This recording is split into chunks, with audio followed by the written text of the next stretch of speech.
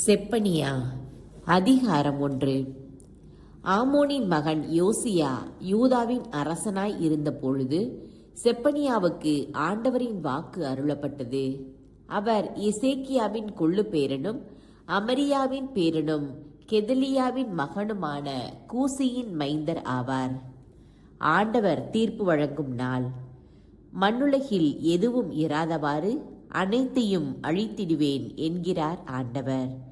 மனிதரையும் விலங்குகளையும் அழிப்பேன், வானத்து பறவைகளையும் கடல் மீன்களையும் ஒழிப்பேன், கொடியவர்களை இடறி விழ செய்வேன், மனித இனம் மண்ணுலகில் இல்லாதவாறு அற்றுப்போக செய்வேன் என்கிறார் ஆண்டவர். யூதாவுக்கும் எருசலேமில் வாழும் அனைவருக்கும் எதிராக நான் கையை ஓங்குவேன். பாகால் வழிபாட்டில் எஞ்சியிருப்பதையும் அந்த சிலை வழிபாட்டு அர்ச்சகர்களின் பெயரையும் அழித்து விடுவேன்.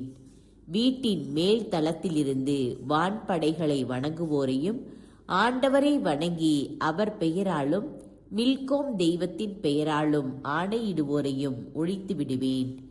ஆண்டவரை விட்டு விலகி செல்வோரையும் ஆண்டவரை தேடாது அவரை அறிய முயலாது இருப்போரையும் அழித்து விடுவேன். தலைவராகிய ஆண்டவர் திருமுன் மௌனமாயிருங்கள், ஏனெனில் ஆண்டவரின் நாள் அண்மையில் உள்ளது. பழி ஒன்றை ஆண்டவர் ஏற்பாடு செய்துள்ளார். தாம் அழைத்தவர்களை அவர் புனிதப்படுத்தியுள்ளார். ஆண்டவரது பழியின் நாளில் தலைவர்களையும் அரசனுடைய புதல்வர்களையும் வெளிநாட்டு ஆடை அணிந்துள்ள அனைவரையும் தண்டிப்பேன். வாயிற்படியை மிதிக்காமல் தாண்டி வந்து தங்கள் தலைவனின் வீட்டை வன் செயலாலும் வஞ்சனையாலும் நிரப்புகிறவர்களை அந்நாளில் தண்டிப்பேன். ஆண்டவர் கூறுகிறார், அந்நாளில் எருசலேமின் மீன் வாயிலிருந்து கூக்குரலும் புதிய நகர்பகுதியில் இருந்து புலம்பலும் குன்றுகளில் இருந்து இடிந்து விழும் பேரொளியும் கேட்கும். நகரின் கீழ்ப்பகுதியில் குடியிருப்போரே கதறி அழுங்கள், ஏனெனில் வணிகர் அனைவருக்கும் அழிவு வருகின்றது. பணம் படைத்தவர் அனைவரும் வெட்டி வீழ்த்தப்படுகின்றனர். அக்காலத்தில் நான் கையில் விளக்கேந்தி கொண்டு எருசலேமை சோதித்து பார்ப்பேன்.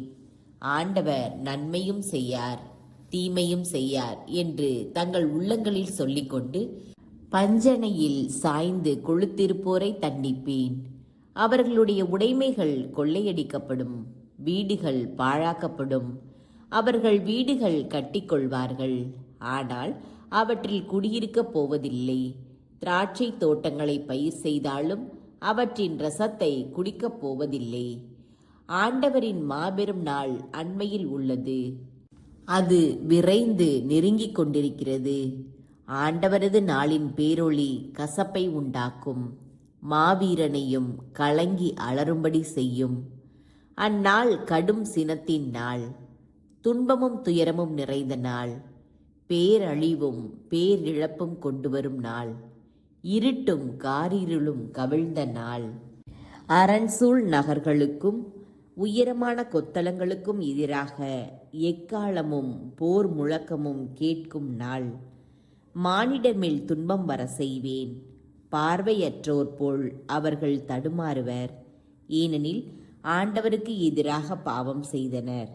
அவர்களது இரத்தம் புழுதி போல் கொட்டப்படும், சதை பிண்டம் சாணம் போல் எரியப்படும். ஆண்டவரது சினத்தின் நாளில் அவர்களது வெள்ளியும் பொன்னும் அவர்களை காப்பாற்றா. உலகம் முழுவதும் அவரது வெஞ்சின தீக்கு இரையாகும். உலகில் வாழும் அனைவரையும் அவர் நொடி பொழுதில் முற்றிலும் அழித்து விடுவார்.